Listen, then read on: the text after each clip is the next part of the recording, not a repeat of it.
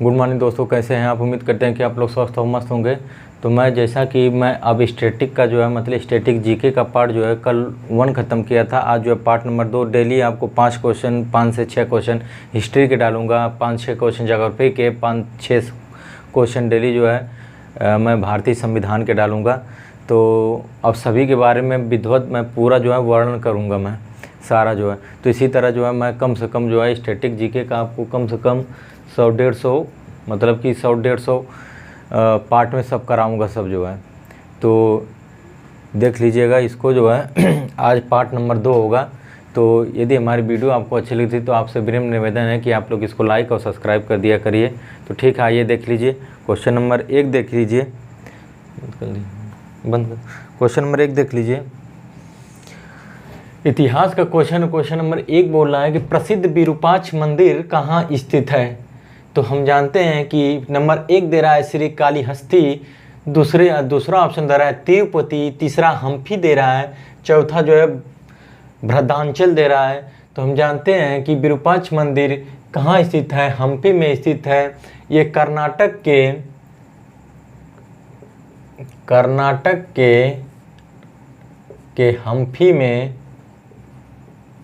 हम्पी में स्थित है। कर्नाटक के हम्पी में ये स्थित है। ये भगवान शिव को समर्पित मंदिर है, अर्थात भगवान शिव की मंदिर है। भगवान शिव की मंदिर है। भगवान शिव की मंदिर है। विरूपाक्ष मंदिर में क्या किसकी मूर्ति लगी है? विरूपाक्ष मंदिर भगवान शिव को समर्पित ये मूर्ति है, मंदिर है। ये कर्नाटक के हम्पी में स्थित है। हम्पी जो है विजयनगर साम्राज्य की राजधानी थी। हम्पी विजयनगर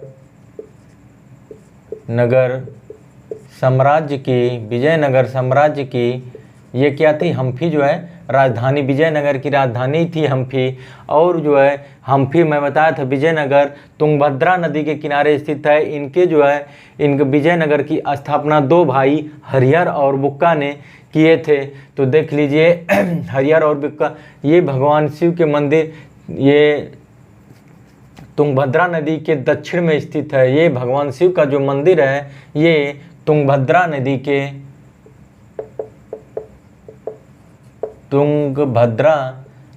के दक्षिण में स्थित है। तुंगभद्रा नदी के दक्षिण में स्थित है। अर्थात हम जानते हैं कि प्रसिद्ध विरूपाक्ष मंदिर कहाँ स्थित है। तो प्रसिद्ध विरूपाक्ष मंदिर कर्नाटक के हम्पी में स्थित है। हम्पी जो है विजयनगर साम्राज्य की राजधानी थी और भगवान शिव को ये समर्पित है। अर्थात जो है विरूपाक्ष मंदिर जो है भगवान किसको समर्पित, क्वेश्चन पूछ लेता है विरूपाक्ष मंदिर किसको समर्पित है। विरूपाक्ष मंदिर में भगवान शिव को समर्पित है, अर्थात भगवान शिव की मंदिर है। और तुंगभद्रा नदी के किनारे जो है स्थित है। विजयनगर भी मैं बताया था आपको फर्स्ट वीडियो में, तुंगभद्रा नदी भी मतलब विजयनगर भी तुंगभद्रा नदी के किनारे स्थित है। यह कृष्णा की सहायक नदी है। तुंगभद्रा कृष्णा की सहायक नदी है। और विजयनगर साम्राज्य की स्थापना 2 भाई हरिहर और बुक्का ने किया था। 2 भाई हरिहर और बुक्का ने किया था। भगवान शिव को यह मंदिर समर्पित है। विरूपाक्ष मंदिर किसको समर्पित है? भगवान शिव को यह मंदिर समर्पित है। कर्नाटक हम्पी में स्थित है। और ये तुंगभद्रा नदी के दक्षिण में ये मंदिर जो है तुंगभद्रा नदी के दक्षिण में स्थित है। हम्पी विजयनगर साम्राज्य की जो है राजधानी थी। विजयनगर साम्राज्य की स्थापना 2 भाई हरिहर और बुक्का ने किए थे। इसके प्रसिद्ध शासक कृष्णदेवराय थे। विजयनगर के उस समय प्रसिद्ध शासक अर्थात उनके समय में कृष्णदेवराय थे विजयनगर साम्राज्य के प्रति। उन्हीं के शासनकाल में विजयनगर चरमोत्कर्ष पर पहुंचा था। तो क्वेश्चन नंबर 1 देख लीजिए। अब क्वेश्चन नंबर 2 बोला है वास्को डिगामा किस वर्ष कालीकट में उतरा था। तो देख लीजिए उतरा था। तो वास्को डिगामा किस वर्ष कालीकट में उतरा था। ऑप्शन नंबर 1 दे रहा है 1498, ऑप्शन नंबर 2 दे रहा है 1502, ऑप्शन नंबर 3 दे रहा है 1524, ऑप्शन नंबर 4 दे रहा है 1681 ईस्वी में। तो हम जानते हैं कि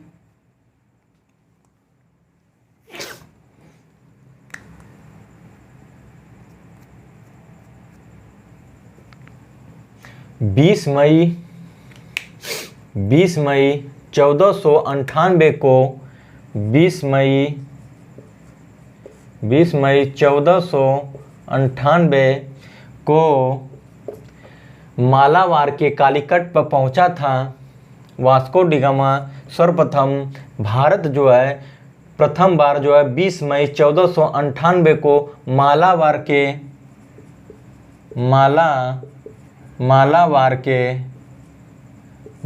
के कालीकट पर पहुंचा था। कालीकट ये केरल था, केरल के तट पर पहुंचा था।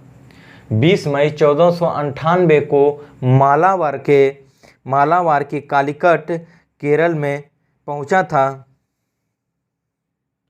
उस समय कालीकट के राजा, कालीकट कहाँ था? केरल में था। और उस समय कालीकट के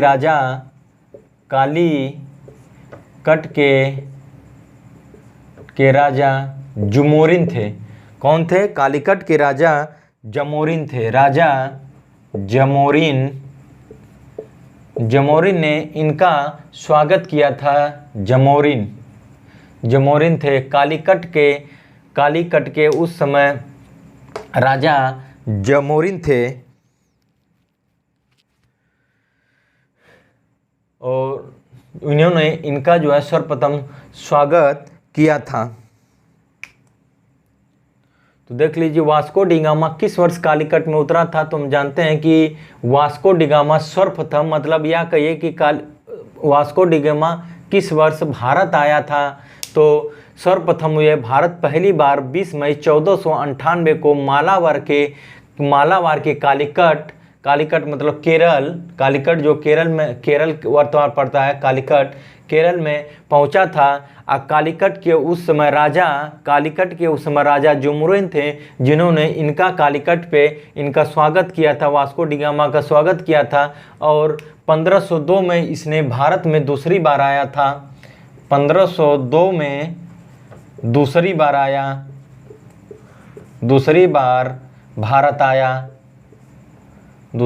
भारत आया। क्वेश्चन पूछ लेता है कि वास्को डी गामा पहली बार भारत कब आया था। तो 20 मई 1498 को मालाबार के कालीकट के तट पर आया था। और वहाँ का राजा उस समय कल पूछता है कि कालीकट का राजा उस समय कौन था। तो कालीकट का राजा उस समय जमोरिन था। और दूसरी बार भारत कब आया था। तो वास्को डी गामा 1502 में वो दूसरी बार भारत आया था। 1502 में दूसरी बार भारत आया था।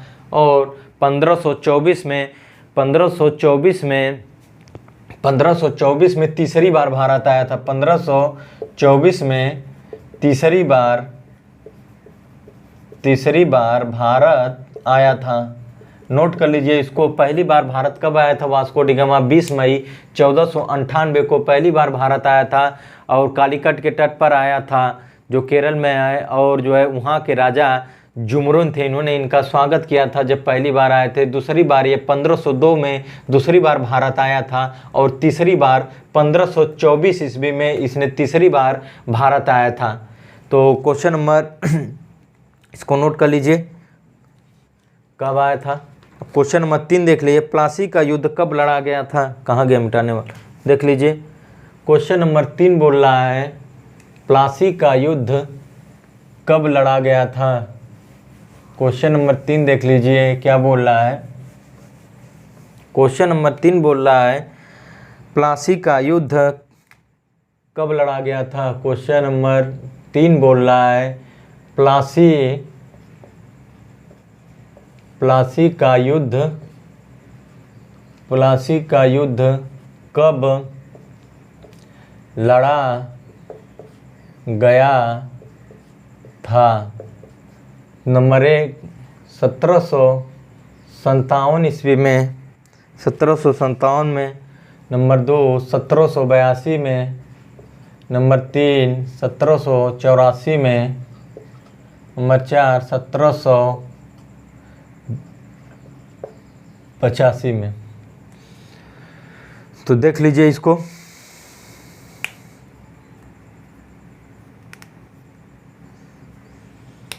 देख लीजिए प्लासी का युद्ध जो है देख लीजिए प्लासी का युद्ध कब लड़ा गया था, तो हम जानते हैं कि प्लासी का युद्ध 20 जून 1757 को, 20 जून, कभी कभी डेट भी पूछ लेता है किस तारीख को लड़ा गया था, तो ये डेट जो है आप याद कर लिया करेगा, या 23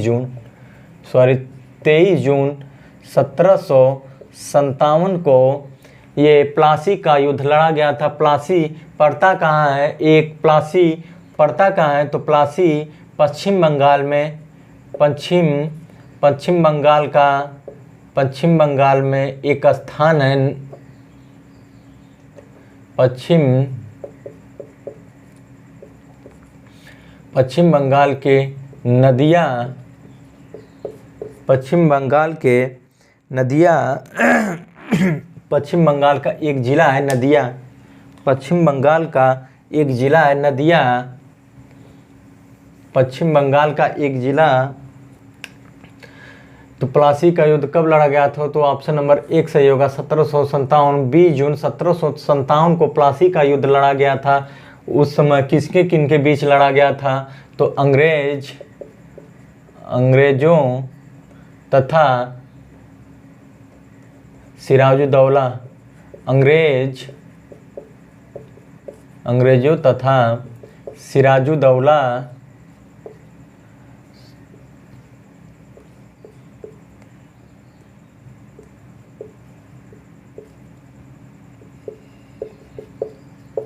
अंग्रेज और सिराजुद्दौला के बीच लड़ा गया था। उस समय अंग्रेज का सेनापति जो है, अंग्रेजों का सेनापति रॉबर्ट क्लाइव था। अंग्रेज का सेनापति उस समय अंग्रेजों का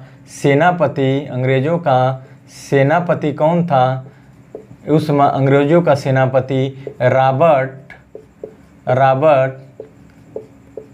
क्लाइव था। उस समय अंग्रेजों का सेनापति कौन था, तो उस समय अंग्रेजों का सेनापति रॉबर्ट क्लाइव था। उस समय अंग्रेजों का सेनापति रॉबर्ट क्लाइव था। और इस समय अंग्रेजों ने 20 जून 1757 को अंग्रेजों ने सिराजुद्दौला को पराजित कर दिया, बुरी तरह से पराजित कर दिया। और अंग्रेज के उस समय सेनापति कौन था, जिस समय, तो उस समय अंग्रेज का सेनापति रॉबर्ट क्लाइव था। इन्होंने सिराजुद्दौला को बुरी तरह से पराजित कर दिया। और वहाँ पे इन्होंने बंगाल का नवाब जो है, बंगाल का नवाब मीर जाफ़र को इन्होंने, और अंग्रेज़ों ने मीर जाफ़र को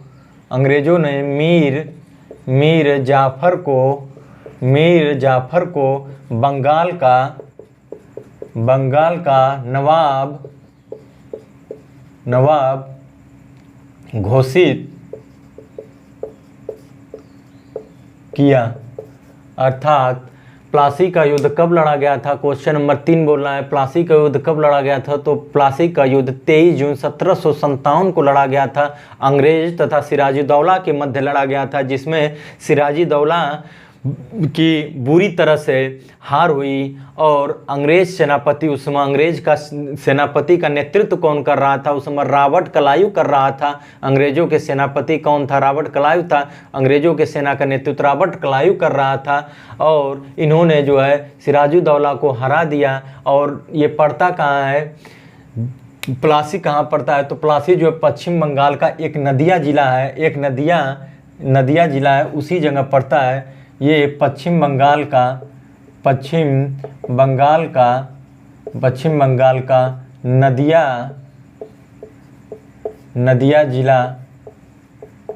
नदिया जिले में स्थित है। प्लासी कहाँ है, पश्चिम बंगाल के नदिया जिले में स्थित है। उसी जगह ये युद्ध हुआ था। पश्चिम बंगाल का एक जिला है, पश्चिम बंगाल का नदिया जिला है, उसी में स्थित है। अर्थात पश्चिम बंगाल का एक नदिया जिला है, उसी में जो है ये प्लासी जो है का युद्ध जो है उसी जगह लड़ा गया था।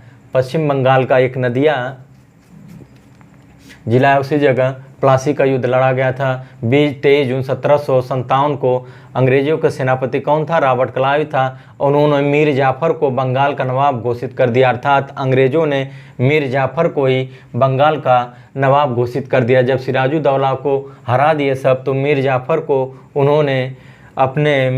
को उन्होंने बंगाल का नवाब घोषित कर दिया था। क्वेश्चन नंबर 4 देख रही है, बंगाल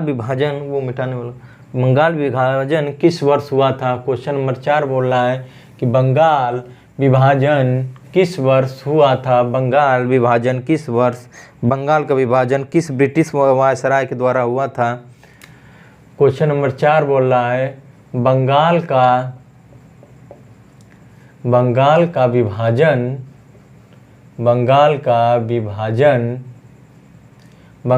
विभाजन किस ब्रिटिश वायसराय बंगाल का विभाजन किस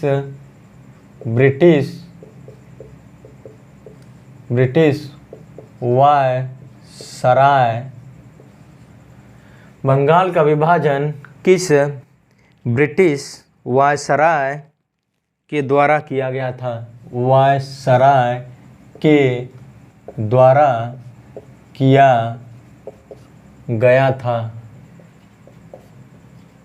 नंबर 1 है रॉबर्ट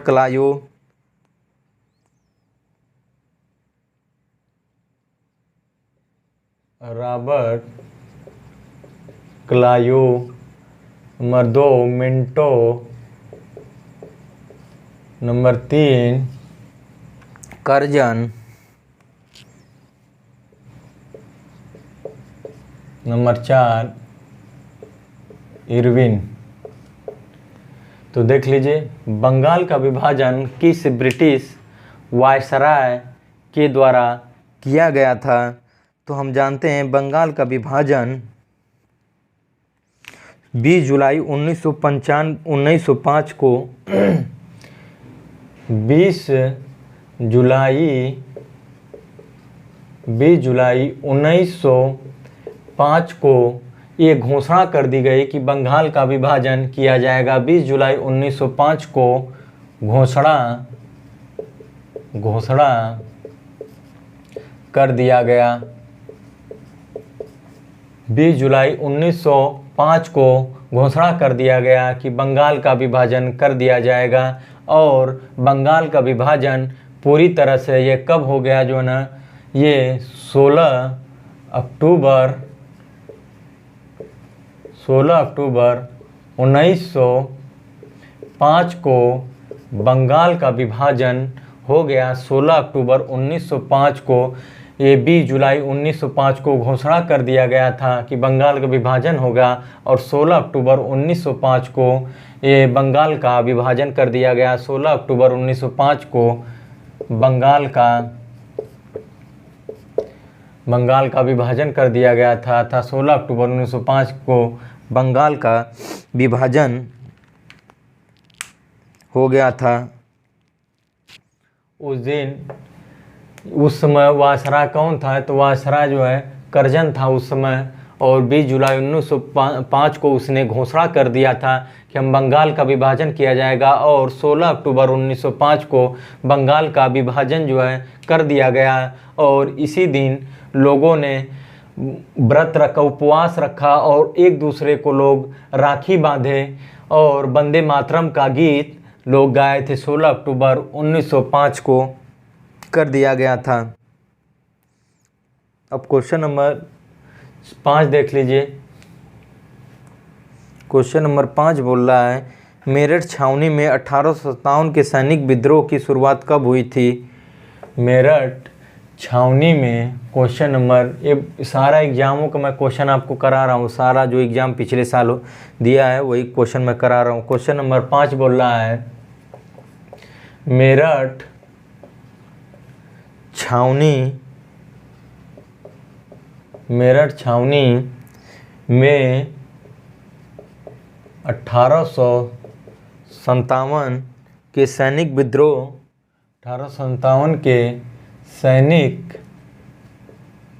विद्रोह की शुरुआत कब हुई? ये देख लो, ये आ रहा है ना भाई, यहाँ तक आ रहा है कि नहीं, थोड़ा सा बताओ। ठीक है, आ रहा है। कब हुई?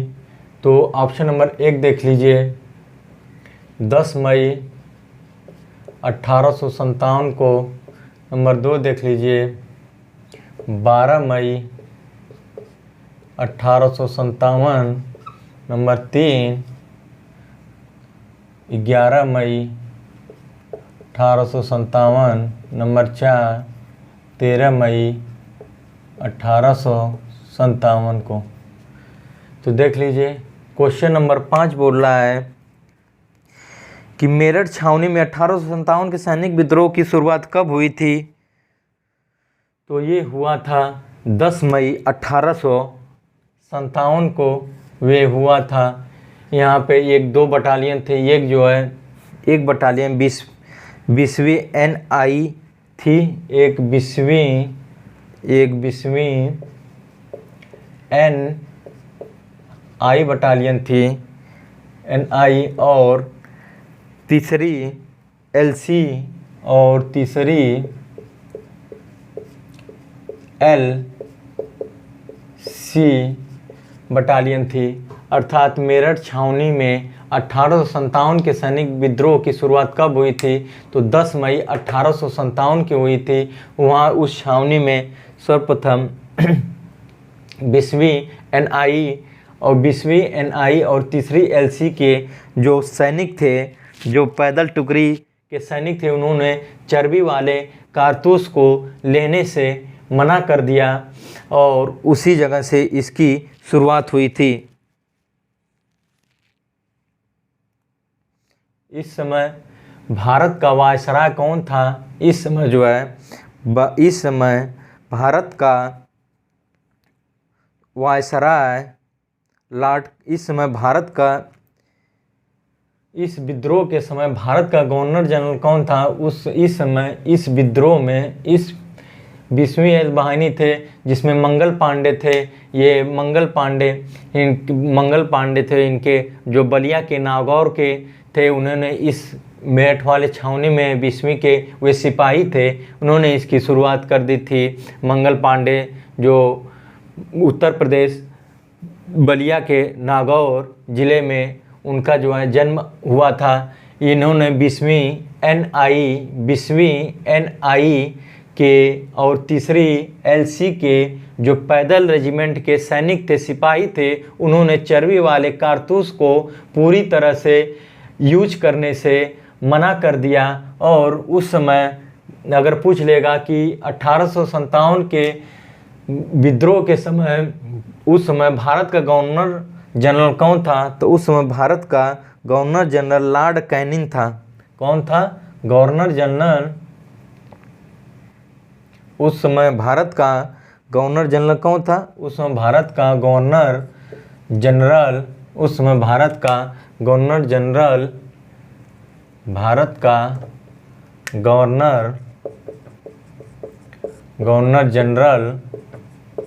लॉर्ड कैनिंग था। लॉर्ड कैनिंग था। उस समय पूछता है कि उस समय भारत का गवर्नर जनरल कौन था? तो लॉर्ड कैनिंग था। कौन था? लॉर्ड कैनिंग था। उसमें ये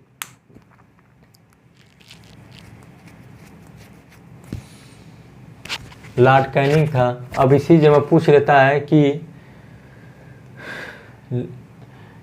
इसका प्रतीक क्या था? 1857 के जो सैनिक विद्रोह की शुरुआत हुई, इनका प्रतीक क्या था? तो फूल और चपाती था। इनका प्रतीक क्या था? फूल और चपाती था। फूल और कमल का फूल व चपाती था। विद्रोह का प्रतीक चिन्ह क्या था?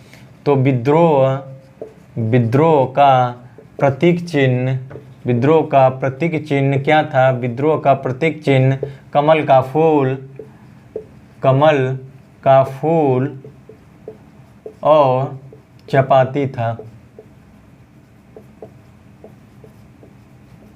पूछ लेता है कभी कभी क्वेश्चन कि विद्रोह का प्रतीक चिन्ह क्या था? उसमें 1857 के विद्रोह का प्रतीक चिन्ह क्या था? तो कमल का फूल और चपाती था।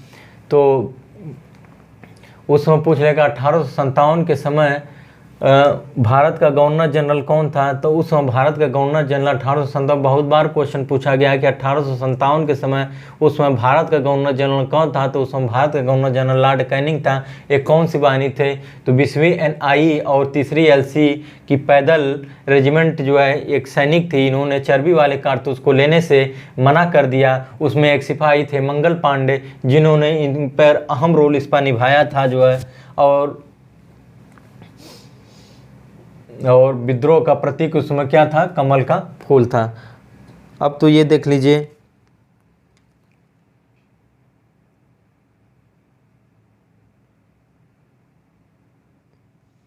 अब इसमें देख लीजिए एक और क्वेश्चन इसका देख लीजिए। अब जो है ये तो इतिहास का हो गया। अब कुछ जो है 5 क्वेश्चन आप जो है भूगोल का देख लीजिए। भूगोल का देख लीजिए, कहाँ गया मिटाने वाला? भूगोल का देख लीजिए। अब तो इतिहास के हो गए, अब 5 क्वेश्चन जो है अब ये भूगोल के देख लीजिए। क्वेश्चन नंबर 1 देख लीजिए, ये भूगोल का है क्वेश्चन नंबर। भूगोल के 5 क्वेश्चन देख लीजिए क्या बोल रहा है। क्वेश्चन नंबर 1 बोल रहा है कर्क रेखा कहाँ से गमन करती है? कर्क रेखा नंबर 1, कर्क रेखा कहाँ से गमन करती है? कहाँ से गमन करती है? ऑप्शन नंबर 1 देख लीजिए, दे रहा है भारत और ईरान। भारत और ईरान से। नंबर 2, भारत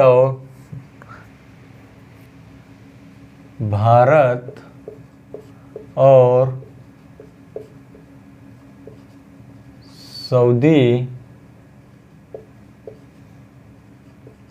अरब से। भारत और सऊदी अरब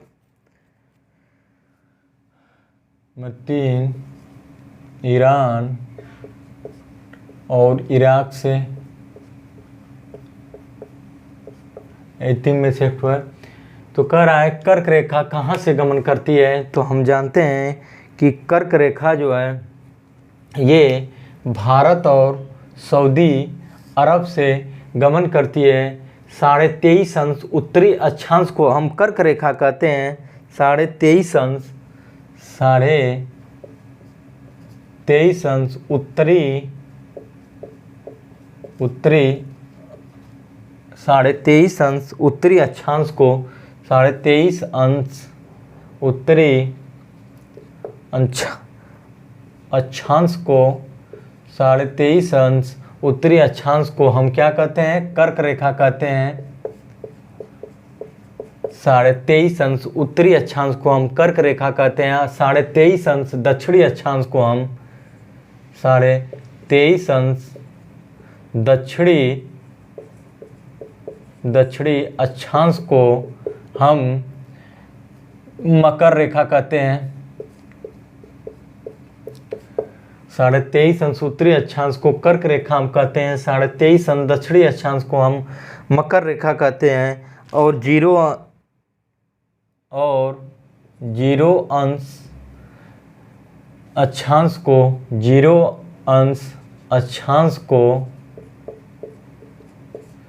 को हम क्या कहते हैं? 0 अक्षांश को हम विषुवत रेखा कहते हैं। इसको नोट कर लीजिए, बहुत बार क्वेश्चन पूछता है कि 23.5 अंश उत्तरी अक्षांश को क्या कहा जाता है? तो 23.5 अंश उत्तरी अक्षांश को कर्क रेखा कहा जाता है और 23.5 अंश दक्षिणी अक्षांश को हम मकर रेखा कहते हैं। 0 अंश अक्षांश को हम विषुवत रेखा कहते हैं। क्वेश्चन नंबर 1 पूछ रहा है कर्क रेखा कहाँ से गमन करती है? तो कर्क रेखा भारत और सऊदी अरब से गमन करती है। तो इसको नोट कर लीजिए। अब क्वेश्चन नंबर इसी पर 2 देख लीजिए, पृथ्वी का अर्धव्यास कितना है? क्वेश्चन नंबर 2 देख लीजिए,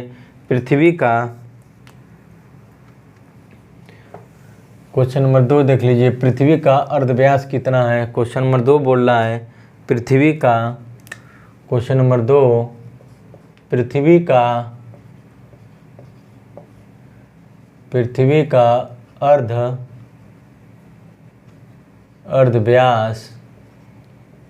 व्यास कितना है?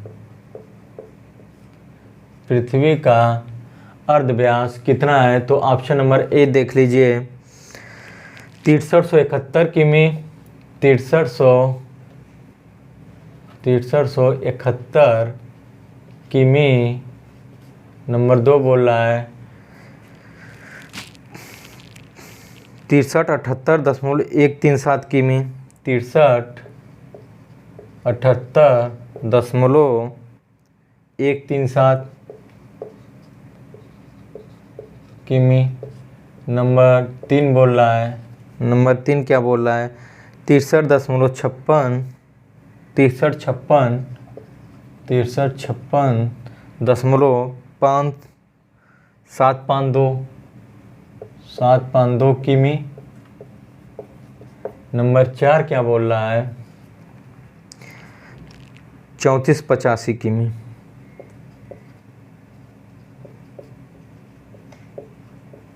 देख लीजिए, पृथ्वी का दे रहा है पृथ्वी का अर्ध व्यास कितना है? तो हम जानते हैं कि पृथ्वी का अर्ध व्यास कितना है? 6371 किमी। ऑप्शन नंबर 1 सही हो जाएगा। पृथ्वी का अर्ध व्यास 6371 किमी। आप पूछ लेगा पृथ्वी का विश्वतीय अर्ध व्यास कितना है? पृथ्वी का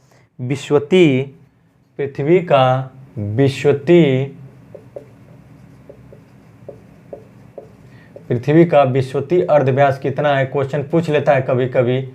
पृथ्वी का विश्वतीय अर्ध व्यास कितना है? और ध्रुवीय अर्ध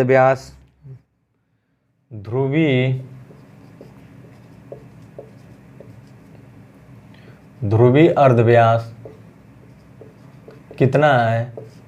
और एक और क्वेश्चन पता है कोर अर्ध व्यास कितना है? पृथ्वी का कोर अर्ध व्यास, ये क्वेश्चन भाई कई बार पूछ लेता है। वो क्वेश्चन कई बार पूछ लेता है कि पृथ्वी का अर्ध व्यास कितना है। तो हम जानते हैं कि पृथ्वी का अर्ध व्यास जो है 6371 किलोमीटर है। अब यहाँ पर नंबर 2 पूछ लेता है कि विश्वतीय अर्ध व्यास कितना है? तो विश्वतीय अर्ध व्यास कितना है? और नंबर 3 पूछ लेता है कभी कभी कि ध्रुवीय अर्ध व्यास कितना है। नंबर 4 पूछ लेता है कि कोर अर्ध व्यास। तो इसको पूरा नोट कर लीजिएगा। पृथ्वी का विश्वतीय अर्ध व्यास कितना है? तो पृथ्वी का विश्वतीय अर्ध व्यास 600.137 किमी है। कितना है? इसको नोट कर लीजिएगा। पृथ्वी का अर्ध व्यास जो है 6371 किमी है। अब पृथ्वी का विश्वतीय अर्ध व्यास जो है 6378.137 किमी है। अब पृथ्वी का ध्रुवीय व्यास जो है, पृथ्वी का ध्रुवीय व्यास कितना है? पृथ्वी का ध्रुवीय व्यास 6356.752 किमी है। पृथ्वी का ध्रुवीय अर्ध व्यास कितना है? 6356.752 है। अब पृथ्वी का कोर अर्ध व्यास कितना है? तो कोर अर्ध व्यास जो है 3485 किमी है। इसको नोट कर लीजिए आप लोग। ये डाटा क्वेश्चन अधिकतर पूछ लेता है वो कि पृथ्वी का अर्ध व्यास कितना है, पृथ्वी का विश्वतीय अर्ध व्यास कितना है, पृथ्वी का ध्रुवीय अर्ध व्यास कितना है और कोर अर्ध व्यास कितना है। ये क्वेश्चन बहुत बार पूछ लेता है, एग्जामों से बहुत इम्पोर्टेंट है। इसको देख लीजिए। अब क्वेश्चन नंबर 3 बोल रहा है दिन और रात कहाँ बराबर होते हैं। क्वेश्चन नंबर 3 बोल रहा है दिन रात कहाँ बराबर होते हैं। क्वेश्चन नंबर 3 बोल रहा है दिन रात कहाँ बराबर होते हैं। नंबर 1 विषुवत रेखा,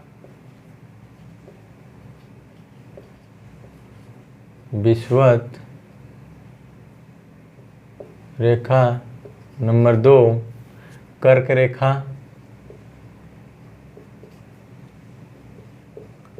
नंबर 3 मकर रेखा, नंबर 4 ध्रुवों पर,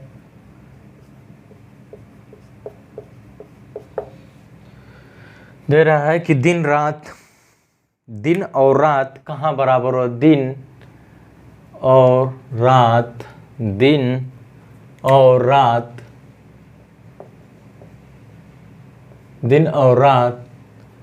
कहाँ बराबर होते हैं। तो दिन और रात कहाँ बराबर होते हैं, तो देख लीजिए दिन रात कहाँ बराबर होते हैं। तो हम जानते हैं कि दिन और रात जो है विषुवत रेखा पे बराबर होते हैं। दिन और रात कहाँ बराबर होते हैं, तो दिन और रात विषुवत रेखा पे बराबर होते हैं। क्वेश्चन नंबर 4 देख लीजिए, 1 डिग्री अक्षांश कितने किमी को दर्शाता है। क्वेश्चन नंबर 4 बोल रहा है 1 डिग्री अक्षांश 1 डिग्री अक्षांश कितने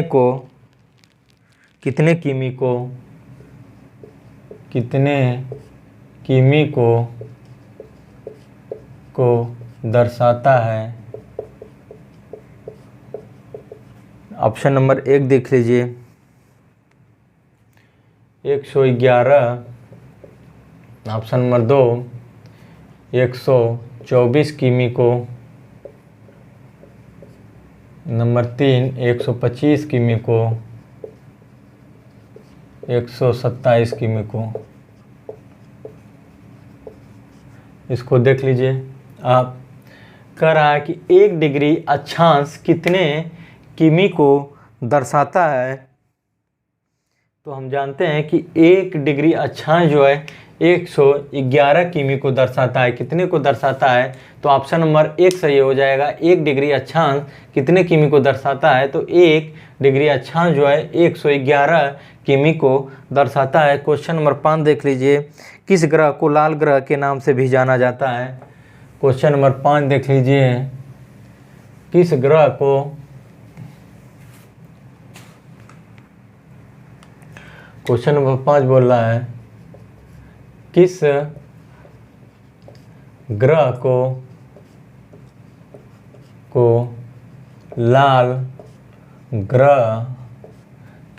को लाल ग्रह के नाम से जाना जाता है। ऑप्शन नंबर 1 हो गया, नंबर 1 मंगल ग्रह, नंबर 2 शुक्र ग्रह, नंबर 3 बुध ग्रह,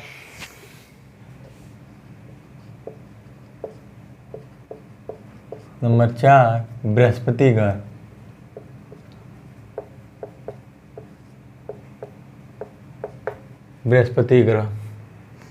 तो देख लीजिए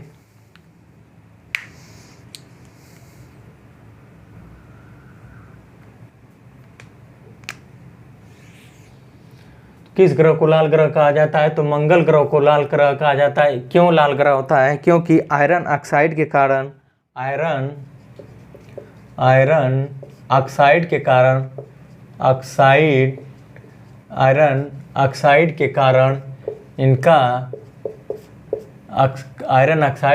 जो है ना मंगल ग्रह जो है लाल ग्रह होता है। अर्थात आयरन ऑक्साइड के कारण इसका जो है रंग जो है लाल होता है।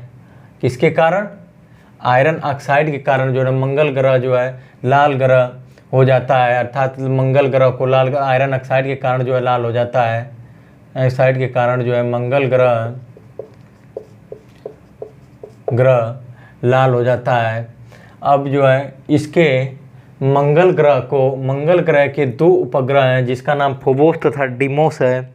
फोबोस तथा इसके 2 उपग्रह हैं। इसके मंगल के 2 उपग्रह कौन कौन से, मंगल ग्रह के 2 उपग्रह हैं। कौन कौन से, फीबोस और डीमोस। यही 2 इसके ऊपर कभी कभी पूछ लेता है कि फोबोस तथा डिमोस किसके दो उपग्रह हैं? तो फोबोस और डिमोस दोनों जो है ये लाल ग्रह के उपग्रह। शुक्र ग्रह को क्या कहा जाता है? भोर का तारा तथा सांझ का तारा शुक्र को ग्रह को कहा जाता है। शुक्र ग्रह को क्या कहा जाता है? शुक्र ग्रह को भोर का तारा तथा सांझ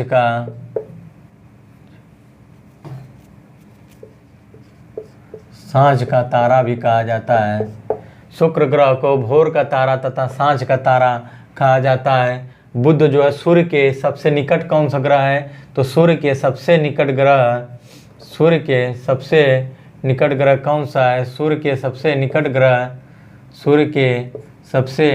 ग्रह कौन सा है? सूर्य के सबसे निकट ग्रह कौन सा है? बुध होता है। सूर्य के सबसे निकट ग्रह कौन सा? क्वेश्चन पूछ लेगा कि सूर्य के सबसे निकट ग्रह कौन सा है? तो सूर्य के सबसे निकट ग्रह बुध है। और बृहस्पति जो है सबसे बड़ा ग्रह है। पूरे उनमें सबसे बड़ा ग्रह कौन सा है? बृहस्पति है। तो ये देख लीजिए। इसी तरह जो है मैं आपको डेली जो है 5 से 7 क्वेश्चन, आज जो है क्वेश्चनों की संख्या थोड़ा सा कम रखा हूँ, थोड़ा सा तबीयत नहीं सही था इसलिए जो है कम इसको क्वेश्चन रखे हैं। कल से मैं और जो है आपको जो है 5 क्वेश्चन जो है मान लीजिए ज्योग्राफी का करा दिया, 5 हिस्ट्री के करा दिया और 5 इकोनॉमिक्स रखूँगा और 5 जो है उसका जो है साइंस का क्वेश्चन रखूँगा मैं। इसी तरह मैं डेली आपको 15-20 क्वेश्चन डेली कराऊँगा। एक सेट, कल एक सेट नंबर 1 करा दिया था स्टैटिक, आज सेट नंबर 2 करा रहे हैं। इसी तरह कर मैं आपको कम से कम जो है 200-300 सेट कराने वाला हूँ। यदि हमारी वीडियो आपको अच्छी लगती है, पढ़ाने का तरीका आपको अच्छा लगता है, तो आप लोगों से विनम्र निवेदन है भाई लोग, आप लोग इस जो है भाई को आप लोग सपोर्ट करिए और जो है ज़्यादा से ज़्यादा जो है इसको लाइक और शेयर और सब्सक्राइब कर दिया करिए आप लोग, ताकि हमारा भी मनोबल जो है बढ़ता रहे और हम जो है इसी तरह आपको अच्छे जो है कंटेंट देते रहें। तो हमारे चैनल को आप जो है सब्सक्राइब कर लेंगे, तो ये आपको जो है 300 से 400 सेट ऐसा मिलेगा। यदि जो है हमारे पढ़ाने का तरीका आपको अच्छा लगता है, वाकई आपको लगता है कि मेहनत की जा रही है, तो इसको प्लीज़ आपसे विनम्र निवेदन है कि भाई लोग आप इसको जो है लाइक और सब्सक्राइब कर दिया करिए। ठीक है दोस्तों, मिलते हैं अगले टॉपिक में, तब तक के लिए धन्यवाद दोस्तों।